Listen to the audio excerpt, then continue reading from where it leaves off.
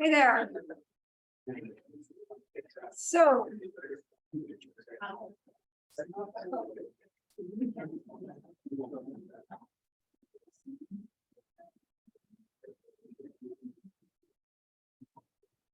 It's great to see you all in person in this room, gathered for the first lecture of our fall lecture series. And I just would like to say thank you for coming.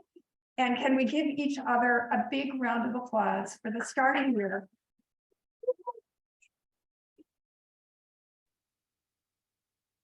And just in case you don't know my name, it's Marta Gutman, and I'm the dean of this wonderful School of Architecture, the Spitzer School. So welcome to those online as well. I'm the dean. I'm delighted to welcome you here and to welcome you to this lecture series, which is called Border Crossings, Architecture and Migration in the Americas. And it's been my great pleasure to work with Dr. William Brinkman-Clark, who is right here, who is our visiting scholar from UNA in Mexico City and has been my collaborator on the formation of this series and will himself be giving a paper later in the semester. So as is our wont, we will begin by acknowledging that the Spitzer School of Architecture, grounded on the schist bedrock outcrop of Haarlem, is situated on the ancestral homeland and territory of the Munsee Lenape, Wappinger, and Wequassajed peoples. As members of an educational community, we are obliged to know the histories of dispossession that have allowed the City College of New York to grow and thrive on this vibrant terrain. As designers and thinkers, we endeavor to build in ways that lead toward justice, and we are committed to working to dismantling the ongoing consequences of settler colonialism, which would not be more appropriate than to the topic of the talk at hand tonight.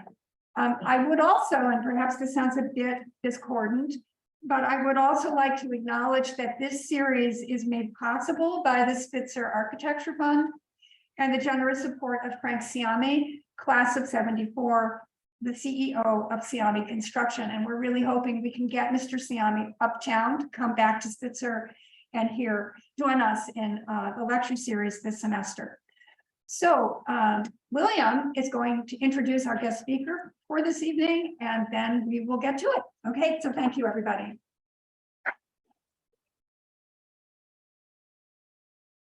Hi, first of all, thank you for having me here. Thank you, Martin, and thank you to everybody here at CUNY. I'm here to introduce Ana María. Ana María León's work traces how spatial practices and transnational networks of power and resistance shape the modernity and coloniality of the Americas. Her research and teaching foregrounds the agency of populations under struggle and the multiple forms of bias, can I say that in English? Bias embedded in the built environment and its histories. León is author of Modernity for the Masses, Antonio Bonet's Dreams for Buenos Aires, that was published by the University of Texas Press, and A Ruin in Reverse, Bones of the Nation, that was published by ARQ. And she is currently teaching at the Harvard GSD, where she is an associate professor. So let's welcome Ana María León.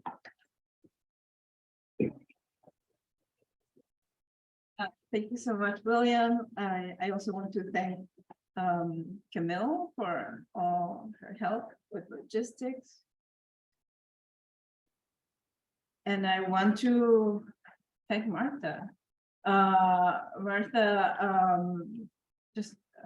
Dean Gutman, have known each other for quite a few years. And I want to thank her not only for the wonderful invitation, but also for the many years of support of my work, personal and professional support, and the work of collaboratives that I have been a part of. I want to say that we all know we want to change the world. There's no if, we know we want to change the world. And to change the world, we need to work across generations, because this is a marathon, it's not a sprint. So I take Martha's support. It carries with it a personal compromise to in turn support future generations of educators and students. The research that I'm going to present today is something that I started working on many years ago. And I was just telling Jerry that the journal that had accepted it had internal delays, and the publication kept getting postponed, as published recently in 2021, both in a journal and also in this bilingual publication in Chile. But it's, I don't know, it may be like a 10 years or more when I first started working on it. The delays were this accidental benefit because they allowed me to incorporate additional literature on settler colonialism and indigeneity as I kept sort of learning about this topic, which was new to me when I started the research. At the same time, I think I'm not done with this material yet, and I'm still thinking about it and revising it as I keep learning about these stories. Here, in the context of tonight, I'm very interested in thinking about this research through the work of Aymara Bolivian scholar Silvia Rivera Cusicanqui, thinking about the project, what she calls the project of an indigenous modernity, the possibility of an indigenous modernity.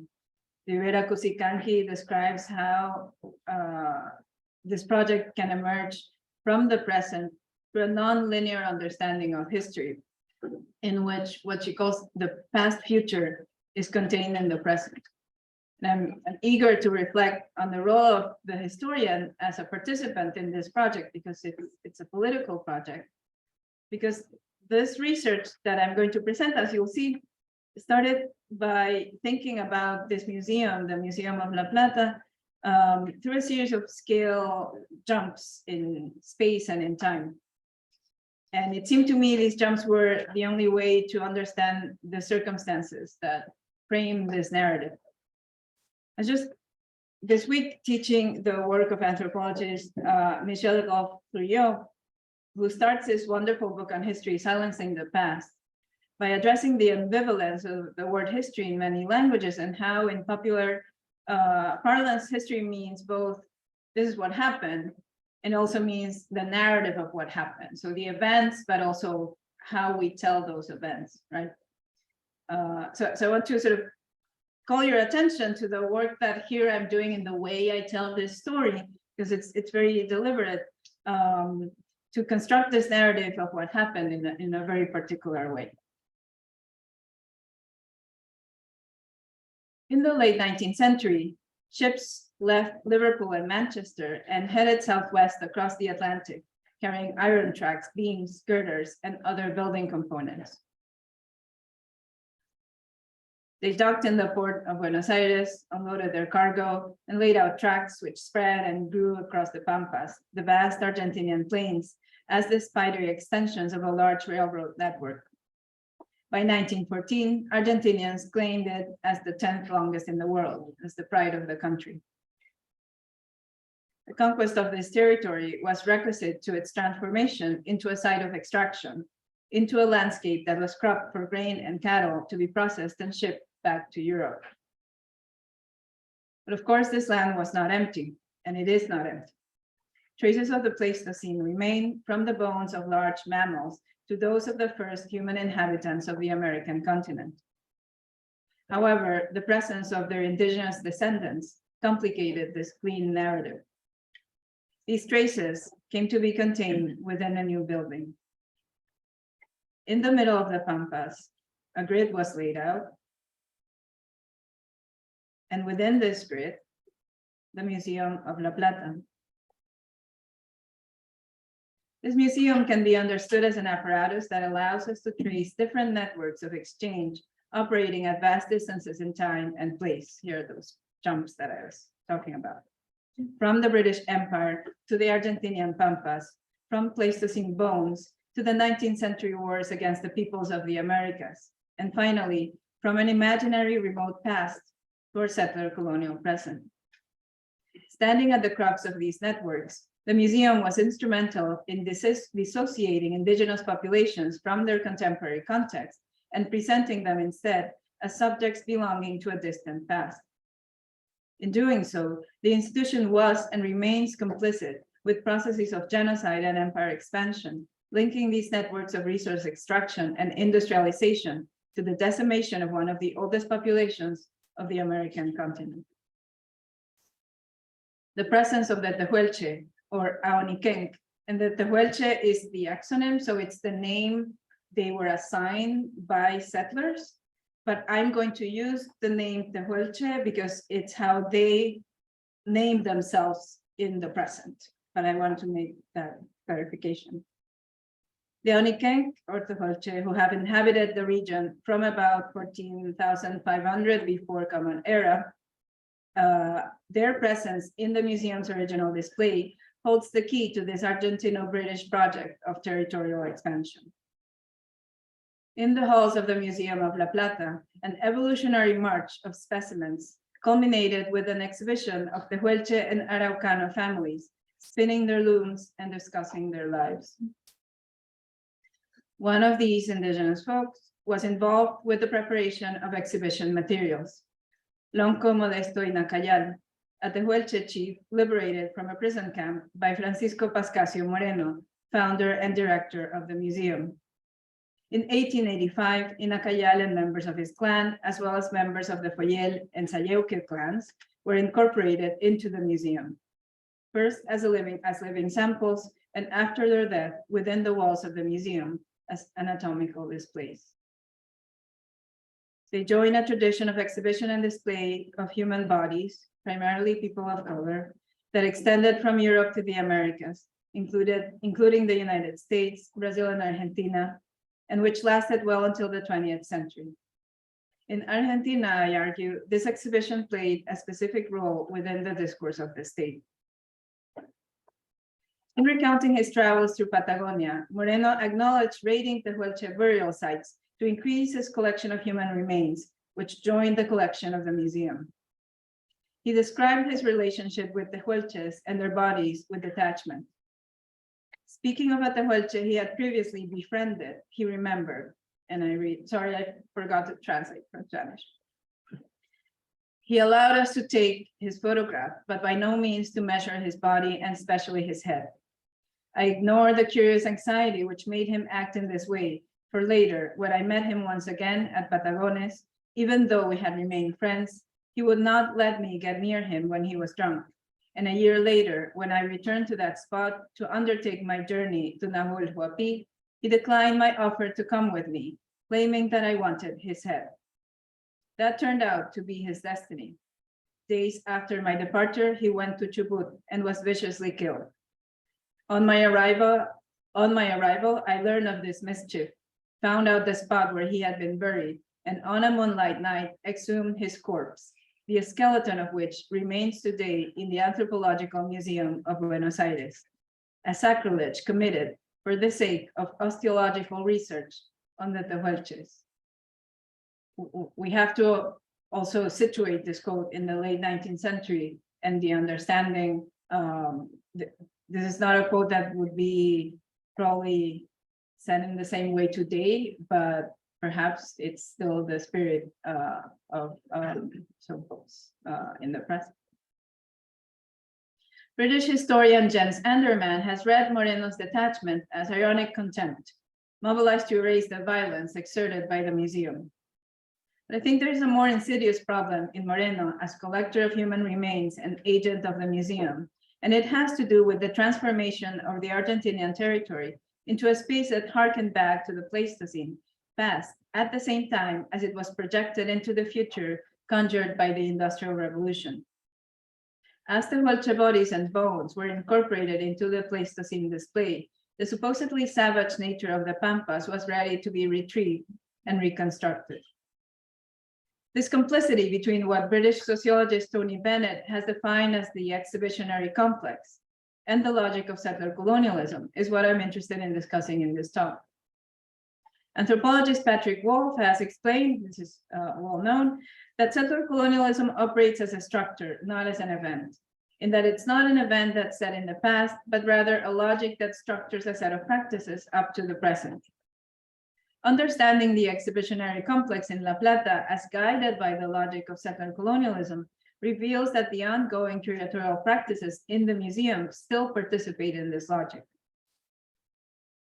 We can see the exhibitionary complex in the organization of the exhibition itself, arranged as a loop to suggest an infinite march through time. Upon entering the building, a double-height rotunda welcomed and continues to welcome visitors with paintings of the prehistoric pampas in the ground floor. The balcony surrounding the space in the upper floor displays paintings of paradigmatic Argentinian landscapes from different points in the territory, including the Andes Mountains, the rainforest, and the rivers. Anderman again has noted how this arrangement situated the pampas as the literal and metaphoric central axis of the Argentinian territory. From this starting point, the visitor is directed into a circular procession through a series of rooms. I put the little plan here going around. Caught within this loop, two double-height rooms catalog different types of bones and fragments, human and animal. Another set of rooms is illuminated by large skylights. The side hallways are laid out as half circles, these ones here. Their turning rotation accentuating the movement throughout the hallways and the evolutionary narrative propelling the visitors throughout the museum. While the first curve displayed the skeletons of ancient specimens, the second one exhibited contemporary animals, stuffed and reconstructed to highlight their present existence. The fabrication of these creatures was done in the 40 deposit workshops, laboratories, and other rooms located in the basement, beyond public access. The large space and ample infrastructure dedicated to these activities point to the extraneous, hard labor required to fabricate these histories. The long galleries, those illuminated by large skylights, still display large skeletons oriented along their main axis. These creatures march with us. Their orientation emphasizes the collective evolutionary journey propelling all creatures into the future. Dry phalanges and claws stand up in polished wooden cases. Extremities are carefully propped up by thin rods. Other creatures swoosh over our heads, seeming to fly under the cast iron beams, hanging from delicate threads. We blink as the sun filters through the glass skylight up above.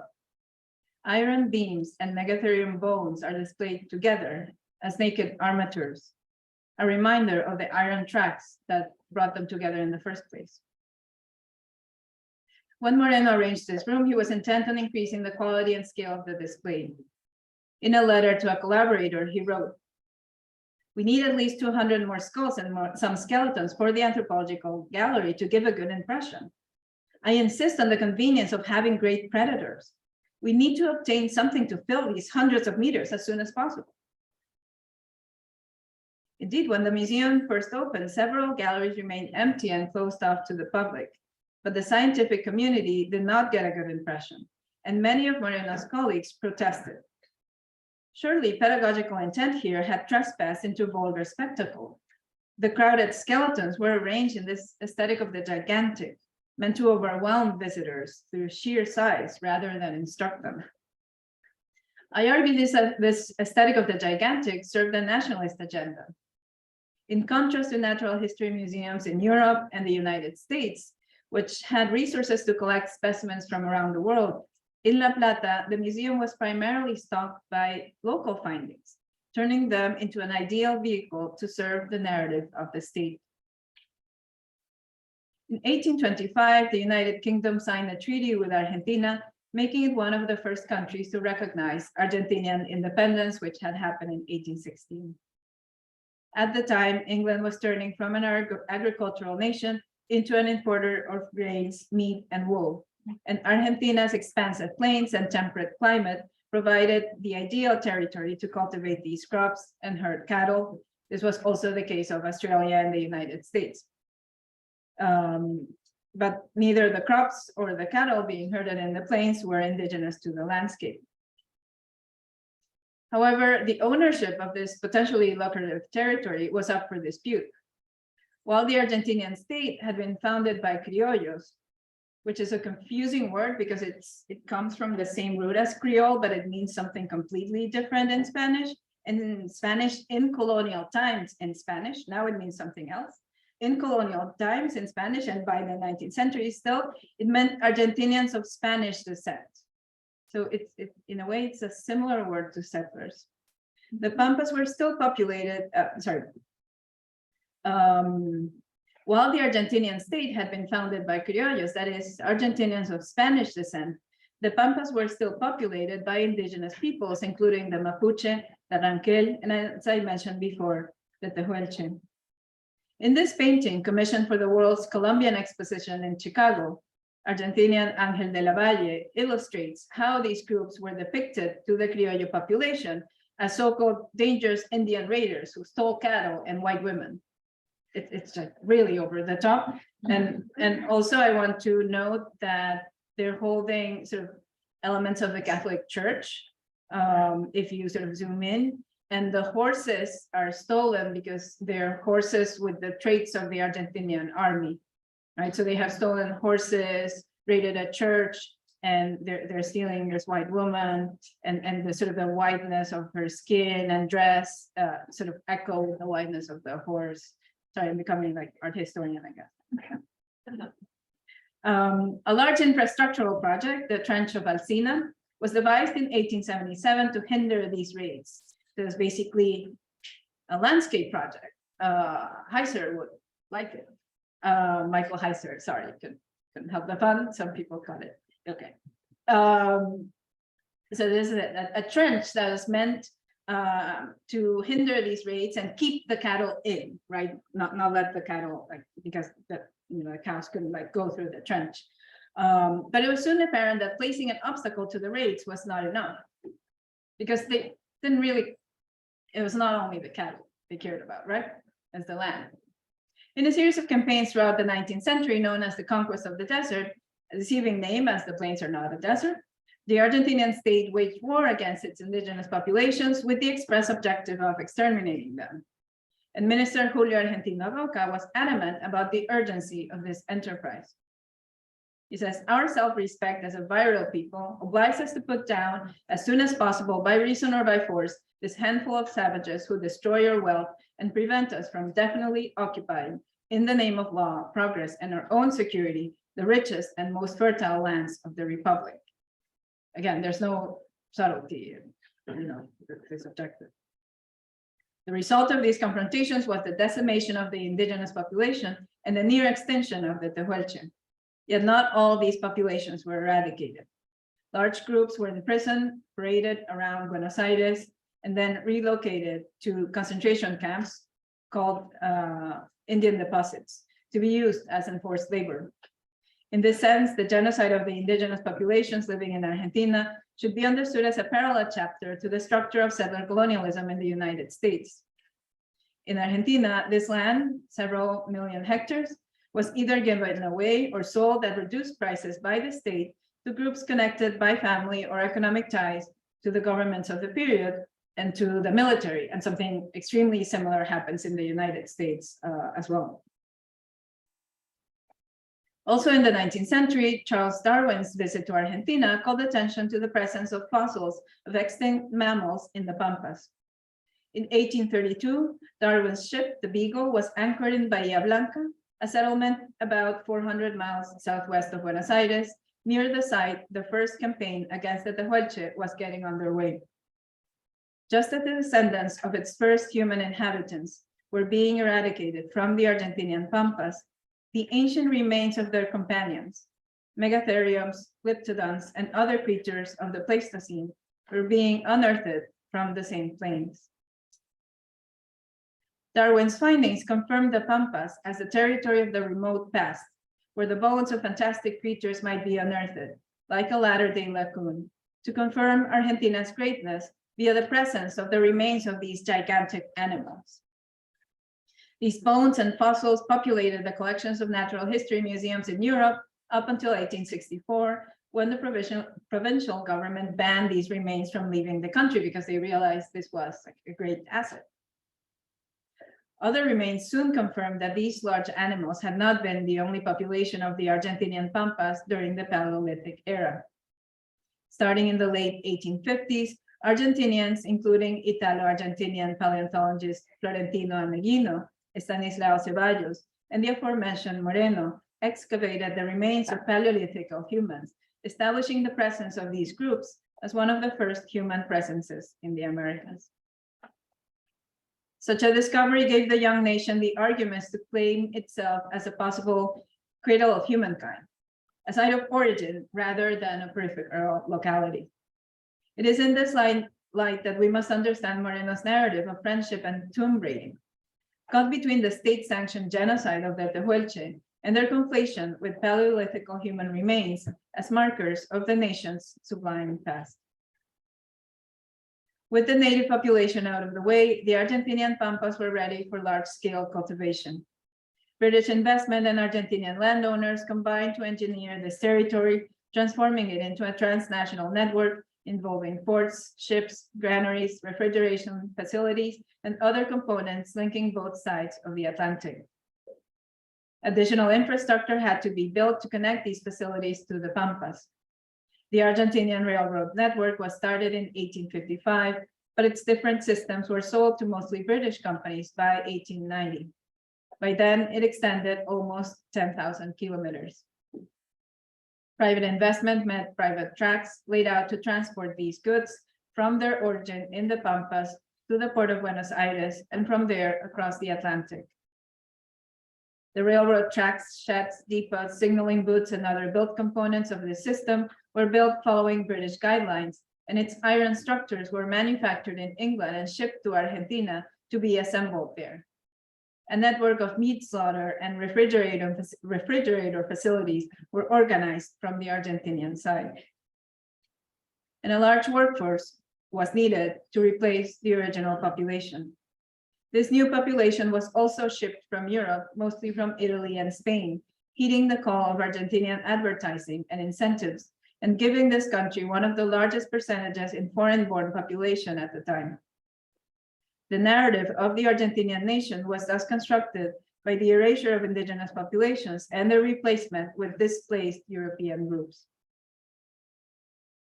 As the plains were transformed into a cattle production machine, discussions over custom duties in the port led to a failed insurrection in the province of Buenos Aires. And to solve these separatist tendencies, the state gave the city of Buenos Aires federal status and officially established it as the capital of Argentina. At the same time, it decreed the creation of La Plata, a new city, to become capital of the province. Located about 30 miles southeast of Buenos Aires, La Plata was designed and built by topographer Pedro Benoit and officially founded in 1882. The city was laid out as a perfect square crossed by two 45-degree angle diagonals, almost perfectly aligned along the north-south and east-west axis.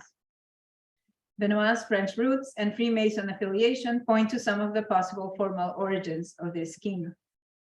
Rounded corners limited the confines of the original square, which was itself subdivided into a grid of 6 by 6 squares, punctuated by a park on each corner. Each of these squares was in turn subdivided into a grid of 6 by 6 blocks. On the northeast side of the city, one of the squares was assigned to house a large park, here, designed by French landscape architect Charles Staes, who had trained in Paris and later relocated to Argentina. I like the Jurassic Park aspirations of this image. Within this French landscape, German engineer Carl Ludwig Wilhelm Heinemann, known in Argentina as Carlos Heinemann, and Swedish architect Henrik Abert, known as Enrique Abert, designed the Museum of La Plata.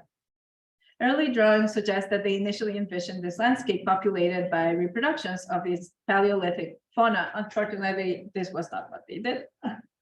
Heinemann and Abert wrapped a neoclassic facade around a symmetrical Beaux-Arts plan and left parts of the iron structure exposed on the inside, as we have seen, similar to some of the train stations that were spreading around the country, which I have shown you.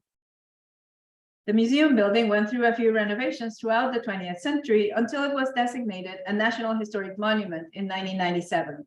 The exhibition display was substantially redesigned in the 1910s, and throughout my research, it has been redesigned. In fact, as I mentioned at the start of this talk, the exhibition was changed while I was writing the essay, and while it was being copy edited, when it was about to be published, I was in La Plata, and I had to say, wait, I need to change the ending, requiring this additional revision. One of these galleries have been preserved with the original 19th century display of the evolutionary march. So this is a very self-conscious, self-aware, pedagogical display of this is how it used to be in the 19th century. And in one of the upper galleries, a recent renovation lays out the history of the indigenous peoples of the Americas. Here, visitors are greeted by a video monitor with an Argentinian non-indigenous man who gives the following instructions on the living presence of indigenous groups in the country, known in Argentina and much of South America as originary peoples. This is the phrase that's used, pueblos originarios or originary peoples. He says, it is important that we think of the originary peoples, and it is important to respect them and integrate them. Indeed, Tehuelche people still live in Argentina, but as the man in the video suggests with his demeanor and his phrasing, they are still other. Little is said here or in the museum at large about the painful processes that sought to eradicate them and prompted them to retreat and isolate themselves. On the other side of this room, Moreno's studio has been conserved as a relic. Visitors can peek into it through a pane of glass. And a sign in front of the studio informs us of the last restitution made by the museum, Inacayal's poncho. This is a fabric garment delivered to representatives of the Council of Mapuche Tehuelche communities and the Nahuelpan community from the province of Chubut. The introductory video and careful mention of a return creates the impression of an institution that has thoughtfully reconsidered its past.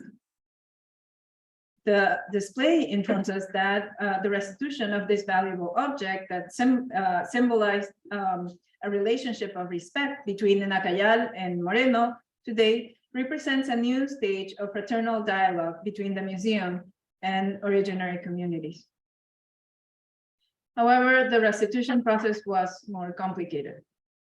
Argentinian laws sanctioned in 1991 and 2001 established that remains should be made available to the communities that requested them.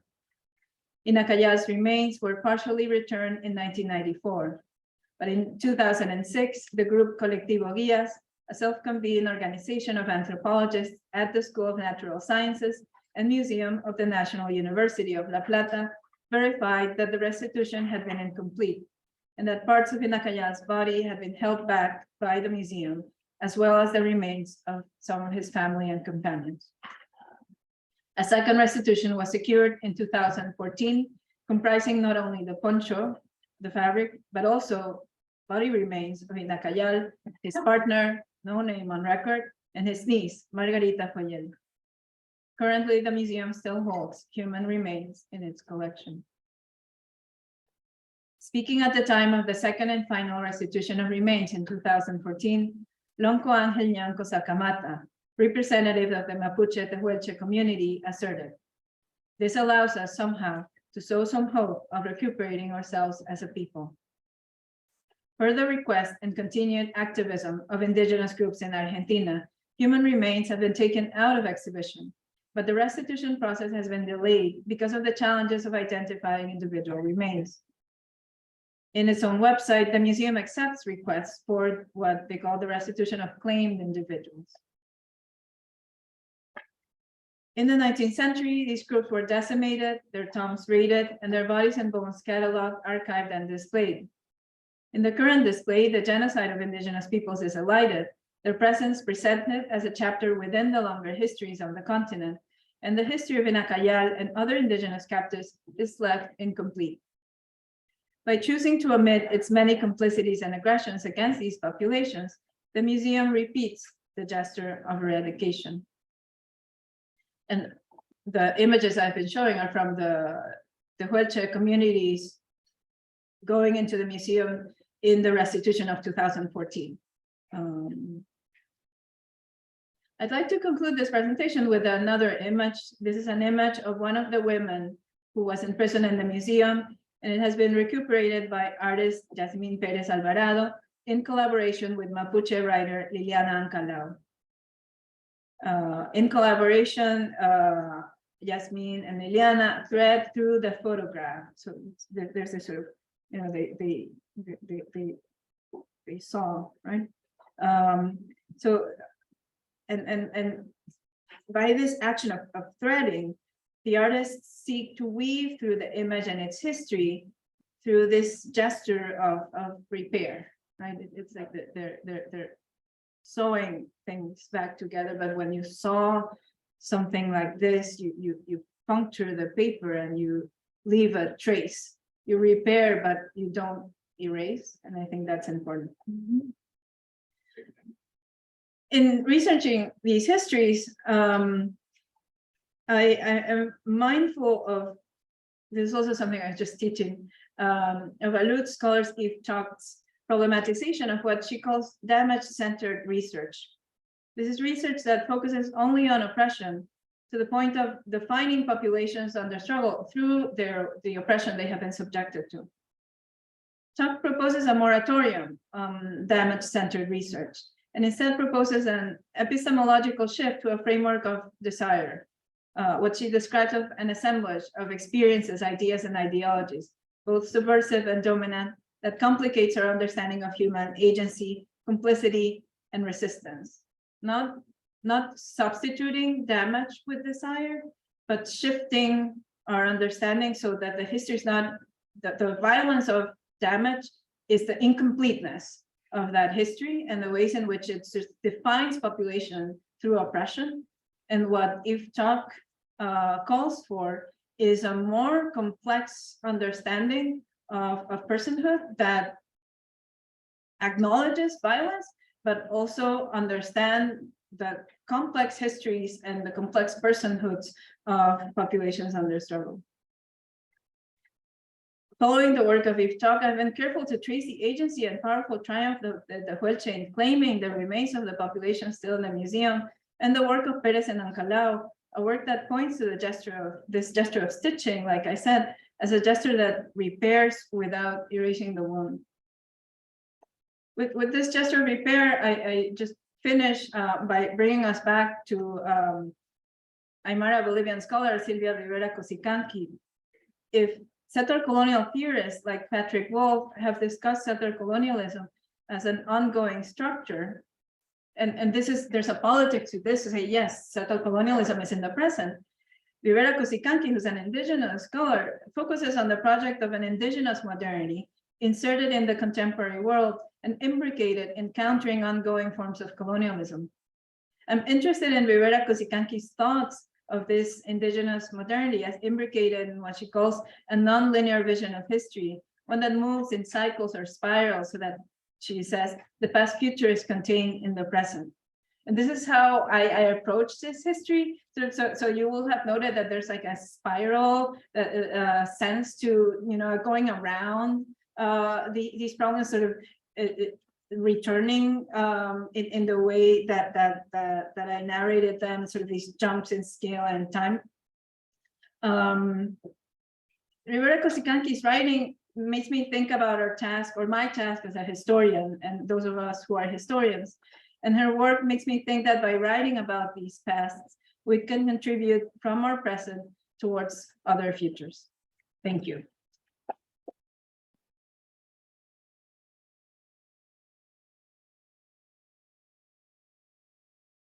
I have a Zoom question. Should I stop share? Do we have someone who knows?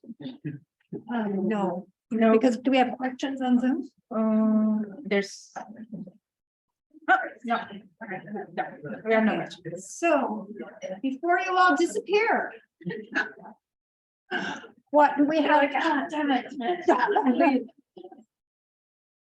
This Yeah, a couple of questions. Come on. Yes, we need questions. We need a conversation. We deliberately began a series with a very provocative talk. So, one question, or that's the wrong one, right? Jerry has Did Moreno have models for the museum? That is, was he looking to Europe, to colonial powers and how they displayed things, or to slightly more advanced settler colonies like the United States at that particular moment? I just off the top of my head right now, I can't remember, but of course he was looking at mostly France and England, because this is the connection, sort of, there's an economic colony of England technically, Right. in a way, but not formally, not politically, and there's a lot of looking at France. So you see all the architects, right, are trained in Europe. And Okay, thank you. Thank you so much, Maria, for the wonderful talk. I was especially interested in where you land. now we can hear. I was especially interested in where you land with the reparation and the weaving, and that really reminds me of the Black Studies philosopher Bonet and his theory of reparation. But he was also saying that even though it kind of passes on from like a violence theory relating to deconstruction, but in this act of carrying of reparation, it is also kills. So medicine is also healed and killed. In a way that goes back to the narration of history and the creation of history making, that any kinds of narrations cannot be complete. There's not necessarily an incomplete history, even with the multiple perspectives and the interweaving of networks. So I was just wondering how like this kind of reparation and incompleteness ties into a possible new model of weaving, of carrying, of history making that we were thinking collectively here. I think in a way it also goes well with the particular coincidentally with the history of this piece, and with the fact that I still feel it's incomplete. So it was published, and I keep thinking of, there are parts of this that I have presented that are not in the publication, and I keep thinking about it. So I think I don't have a precise answer, but I think it's very telling, and maybe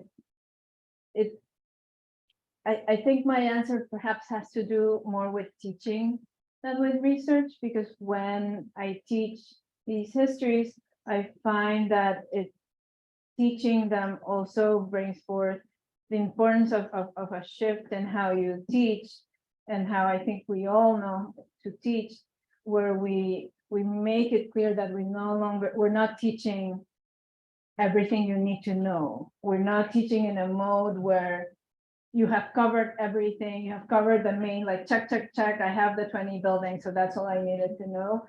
But it's a mode of teaching from a place of incompleteness, where you are offering these histories, but with the understanding that this is a history, and there are many other histories that we don't know, and some of them that we don't have the right to access. But here is a history that offers some frameworks to understand the violences of the past and how they might in the past. I was just wondering, what is the representation that the indigenous communities throughout Argentina has nowadays compared to that from the past? I think it's strong and becoming stronger, but also I think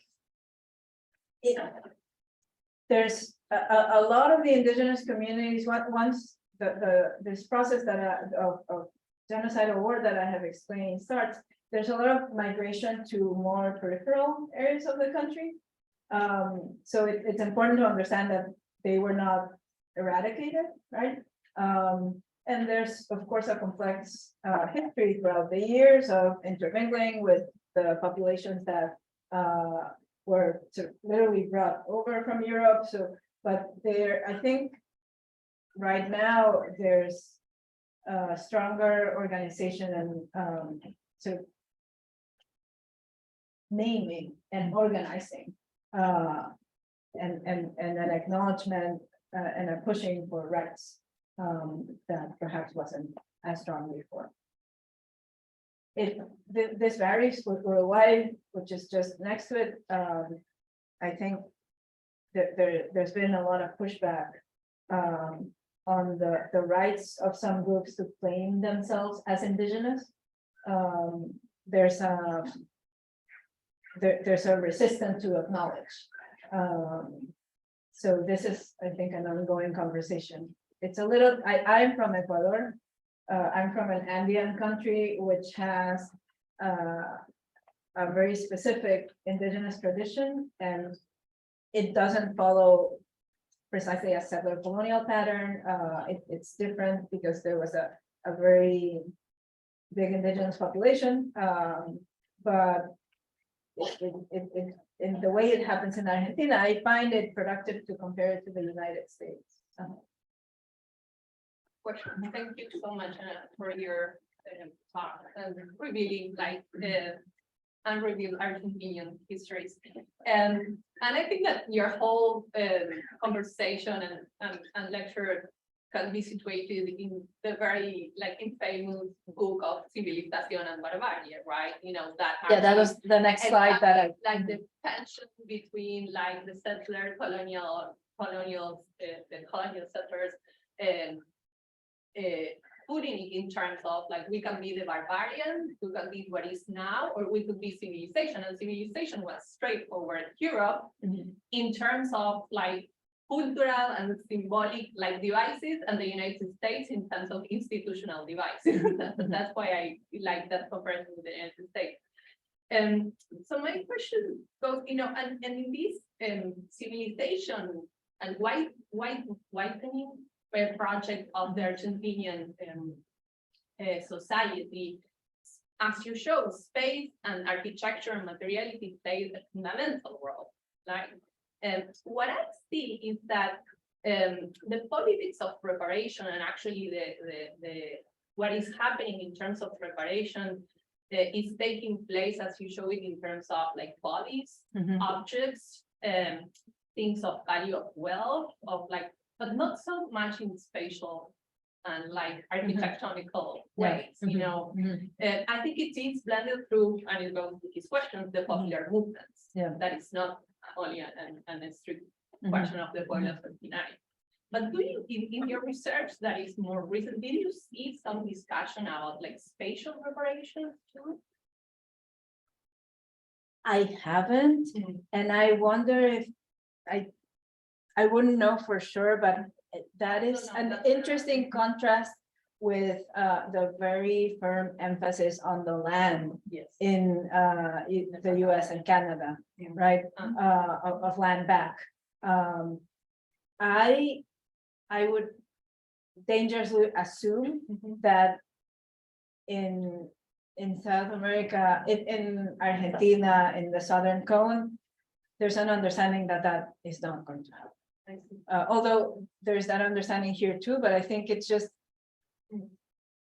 I think to think through that comparison, I would have to research a little bit more, because I don't know if there were ever formal reservations. I don't think so. There were some. You know, in the Patagonia, there is Very like in Chile and in Argentina, like huge politics about that is wrong, not so like it, but I don't see it in like in the like, you know, in these spatial devices of colonialism that are Argentinian cities. Yeah. No, I wonder if I think the sort of movement to faraway places that happens in Argentina and Chile, Mapuche politics, right? The Hocha politics. That's what happens. That they live far away from the city. they were displaced from the center. They were displaced, but there's no. They're not gonna go back and reclaim that center, which right now it's the center of the state, right? So in a way, there's a protection. There's bringing it to the present, and part of a connection between two different research projects that I have is the thread that connects that settler colonial state of the 19th century and the military dictatorships of the 20th century, which is the same state, right? And there is documented violence against Mapuche people in Chile, right? from that military state of the 1970s, 1980s, right, the sort of extreme right-wing dictatorships in the Southern Cone, their aggression towards indigenous peoples is well documented. So this is sort of the thread that joins two different research projects. I don't know that yet. The other one is complicated. We're not gonna go into that. Yes, in the back. I was just wondering that we talked about claims and monetary values in like remains, sorry, from the museum itself. I'm wondering, are indigenous groups trying to access monetary values as well, remains as well as there was some conversation around that, and what exactly do they do?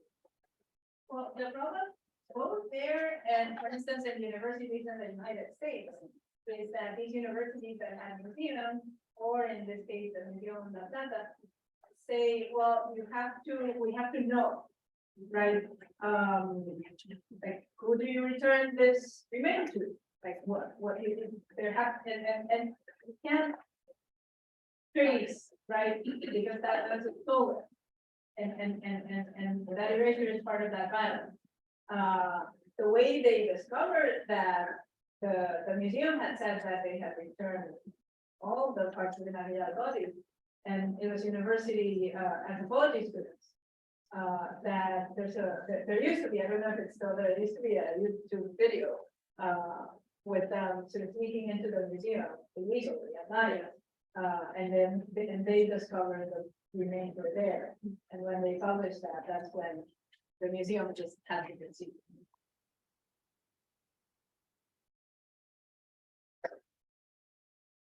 All of that. There, we were kind of getting at this, saying that, you know, the exhibition practice is changing. Is there sort of as a result of this movement of this sort of consciousness shift, is there a structural change in the sort of museum establishment? And is there an engagement with the indigenous people in question with the kind of formal museological establishment? Is there a change, right? I mean, there is a change because between visits, I've seen how the exhibition display has changed. It used to be much worse. So there is a change, but what I saw the last time I was there seemed to indicate sort of happy, friendly history of how they're collaborating and see we gave back, you know, this garment, and that just made me really distrustful because again, we go back to the incompleteness, right? It was an incomplete history that did not acknowledge all this sort of, you know, hidden in plain sight history of the museum. So I think until the museum acknowledges what it has done, it's sort of just saying, oh, we have to integrate them, which is also like, why do we have to integrate them into the state? That's a violent thing to say, right? That's what they're saying right now. So I think it's still very, very problematic. Not as like awful as it used to be the first time I was there, but still. Do you think it's possible? I don't know. Everything is fun. That's why we have to fight. Yes. Is there a separate civic museum just for indigenous culture in Argentina? I know Brazil has one. Brazil has one. Off the top of my head, I'm not sure. I don't know. Everyone's not, I mean, it's not a natural history museum, so. No, I'm saying it's a specific. Yes, yes, in Buenos Aires, and there are many cultural centers, actually. It's contested, it's not in the way of like a museum, but it's, you know, there are plenty of cultural centers, actually, yeah. And that's where it's, you know, that what we call the cultura popular, the popular culture meets like this mainstream culture that. But those centers are sponsored by the state. They may receive some funding, everything in Argentina, cultural programs, yeah. And there is like an institution for the restitution pueblos originarios land with the big national program.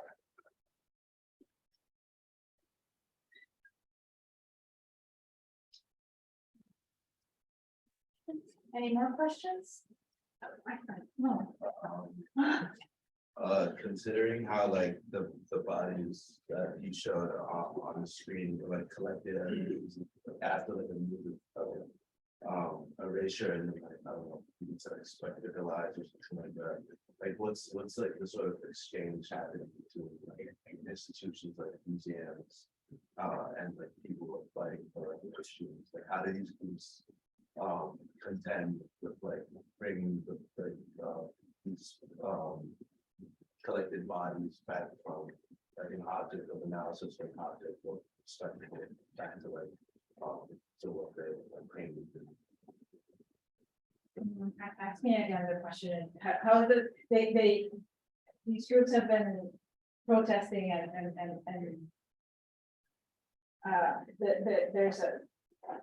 there's a history in which in 2001 there's a law that passes the restitution of remains. So there's an acknowledgement from the states that they have to be returned. So that's part of that long history of fighting for returns, right? Once the law passes, this does not happen automatically. But I feel like I'm missing the point of like you're asking me something else. I think I get it. Can I try? Yeah, I think what the question is from Mo is when the bodies come back, right? When the remains come back to indigenous people, correct me if I'm wrong, they've been treated with such profound disrespect and such a profound atoms. How do they become reintegrated into a community again? How do they regain their humanity? Right? Is that the question? Those images are actually from a documentary on the restitution of the remains of Inacayal, and with great respect, the groups came, as you saw, the groups themselves came into the museum, picked up the remains in a small wooden box. They ceremoniously take them out. They had to be flown by plane and taken to the Huelche land. And the documentary goes sort of interviews Lonco, who I quoted, and then sort of sees them as they go bury him. We don't go all the way. So we're not allowed to capture that.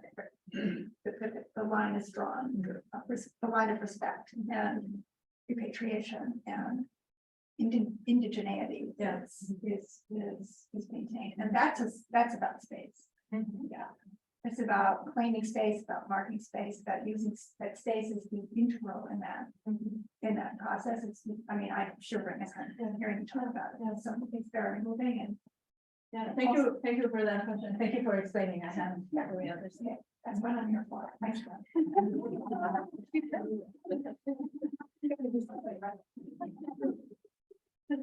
Explain to vote, create conversation. What else? There must be other questions. Oh, I have one. You spoke about, mentioned a scholar, and you said that how you have to sort of, as a historian, think about moving beyond this damage-centered research. Yes, Eve talk. desire. How do you think you're doing that, or what's your next step in this project that might lead you towards that? That's a beautiful question. I think it's part of my job as a historian and as a teacher. I think it changes the way I work, and I had sort of a sense of damage-centered research without naming it. So I really welcome that text when I read it, right? I had been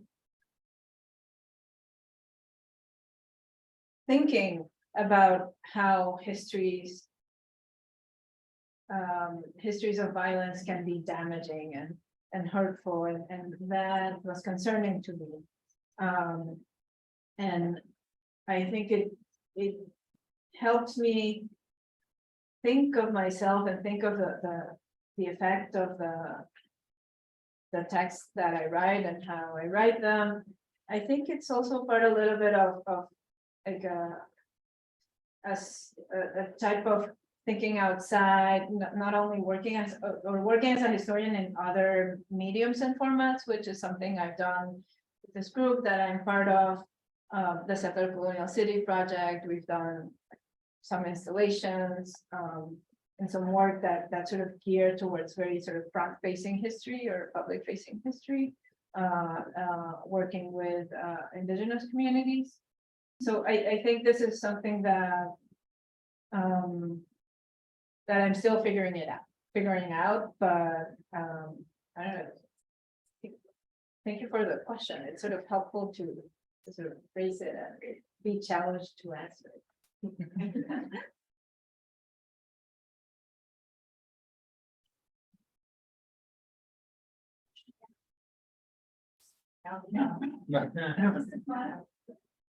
Other questions, other comments?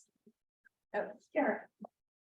If you don't mind my saying, I want to plug something for everybody here that's happening on campus this fall, which is relevant to exactly everything she's been talking about. There is a series of recent Latin American films that will be screened on campus. It's sponsored by the library, and two of them are quite relevant to everything she's been talking about.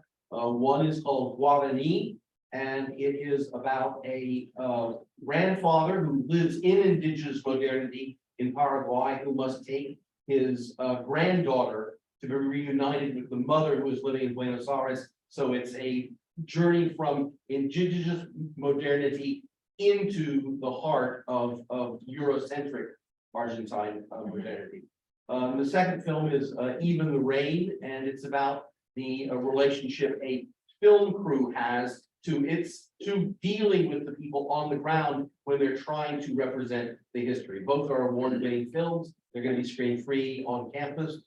Guarani and Even the Rain through the library. Can you send me information? I'll make sure that we get it on. Yeah, but you'll get it. Professor Jerry Carlson from Film and Media Studies, you should take every course he offers. Next year, I'll book this year.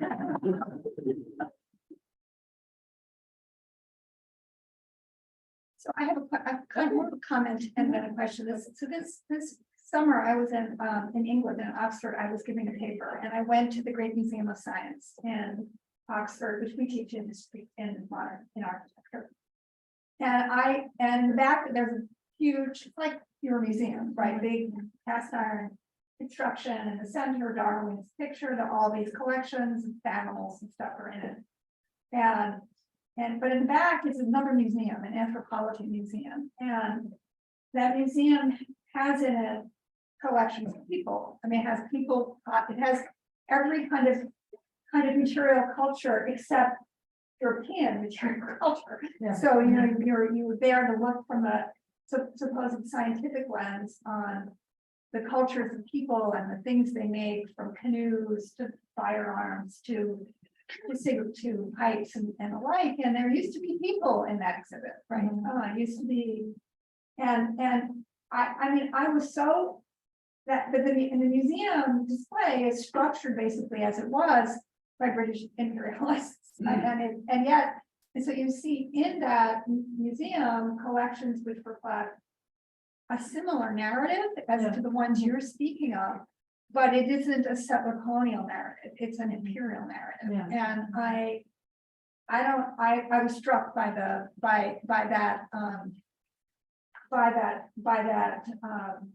comparison, right? I don't know, it's definitely connected with the political project, with the project of justifying white supremacy, justifying British imperialism in particular.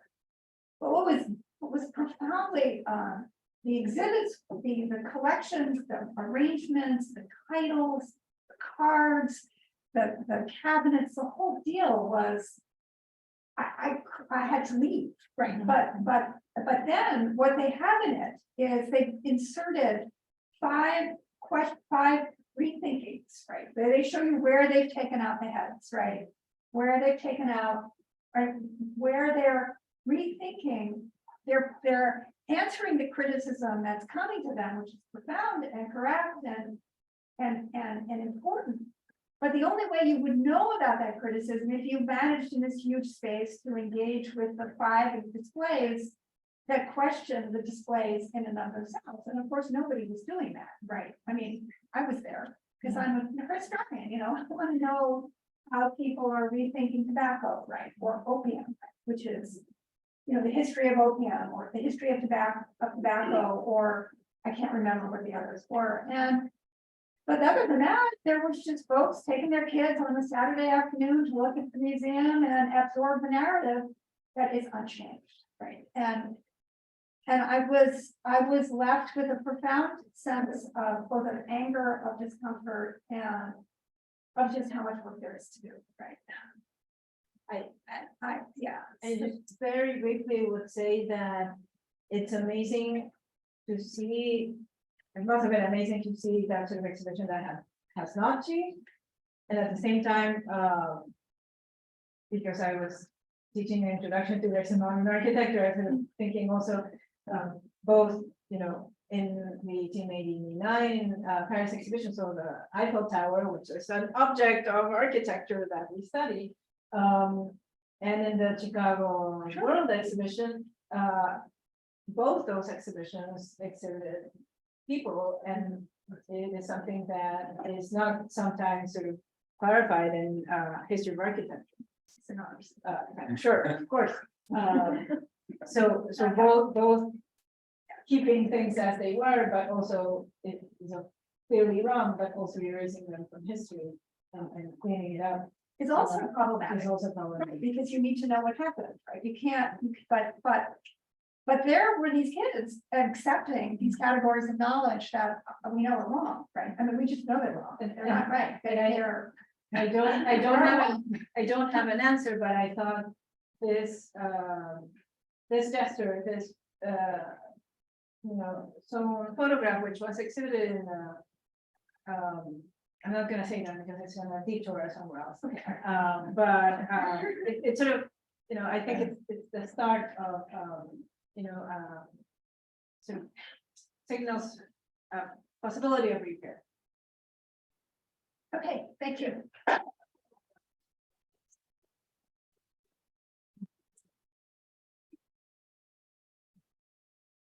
So same time next week. See you all. It's it on Wednesday next week? Moments is next week? I don't know. Moments next week? Maybe that's on the website. Moments. ¿Cuál es? ¿En qué momento empezó como la reparación hacia los periodos de guerra en Argentina? Hay una historia pero el proceso para que pase la ley entonces bueno